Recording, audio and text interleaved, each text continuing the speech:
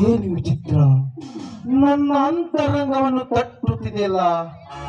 ನಾನೊಂದು ಬಗೆದರೆ ನನ್ನ ಪ್ರೀತಿಯೊಂದು ಬಗೆಯಿತಲ್ಲ. ಆ ಸೃಷ್ಟಿಸಿದ ದೇವರು ಕೂಡ ನನ್ನನ್ನು ಸತ್ತು ಪರೀಕ್ಷೆ ಮಾಡುತ್ತಿದ್ದಾನೆ.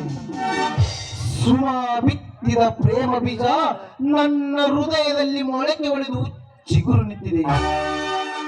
ಆದರೆ ಆ ಜಗದೀಶ ಎಷ್ಟು ವರ್ಷದಿಂದ ತನ್ನ ಪವಿತ್ರವಾದ ಪ್ರೀತಿಯನ್ನು ಸುಮಾರ ಹೃದಯದಲ್ಲಿ ಹುದುಗಿಟ್ಟಿದ್ದಾನೋ ಏನು. ನನಗೆ ಪ್ರೀತಿ ಮುಖರವಾಗಿರುವ ಸುಮಾರ ಮೇಲೆ ವಿಶ್ವಾಸವಿಲ್ಲವಂತಾಗಿದೆ.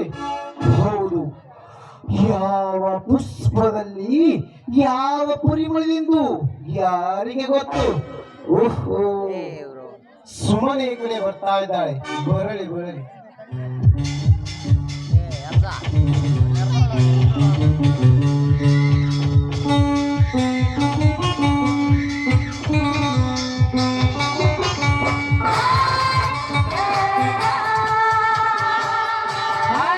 Mr. Narasimha, how are you?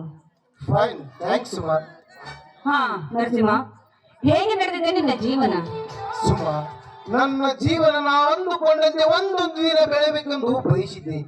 ಆದರೆ ನನ್ನ ಜೀವನಕ್ಕೆ ಕಿಚ್ಚಿನ ಕಿಡಿಯನ್ನಿಟ್ಟು ಪ್ರಾಣವಾದ ಪ್ರೇಮದ ಹುಚ್ಚಿನಲ್ಲಿ ಕಾಮದ ದೀಪವನ್ನು ಹಚ್ಚಿ ಅಮಾಯಕ ಪತಂಗವನ್ನು ಧ್ವಂಸ ಮಾಡುತ್ತಿದ್ದಾನಲ್ಲ ಆ ಜಗದೀಶ.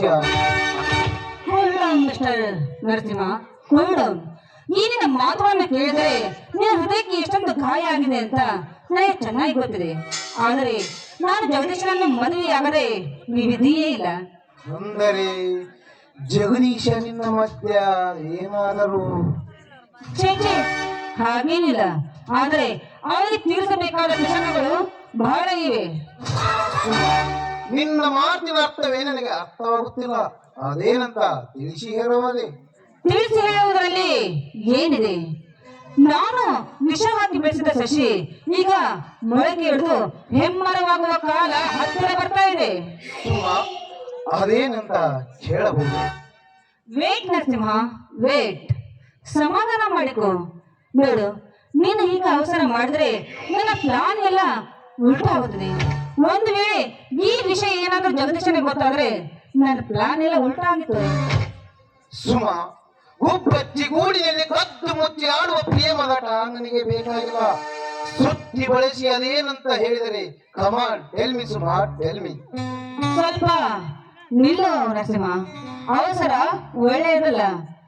ನಾನು ಗುರು ಇಟ್ಟಿರುವ ಬೇಟೆ ನಿಂತರೆ ಭದ್ರ, ನಿಂತರೆ ವೀರಭದ್ರ. ಅವನು ವೀರಭದ್ರ ಅಂದರೆ ಆ ಶಂಕರನ ತಮ್ಮ ತಾನೆ?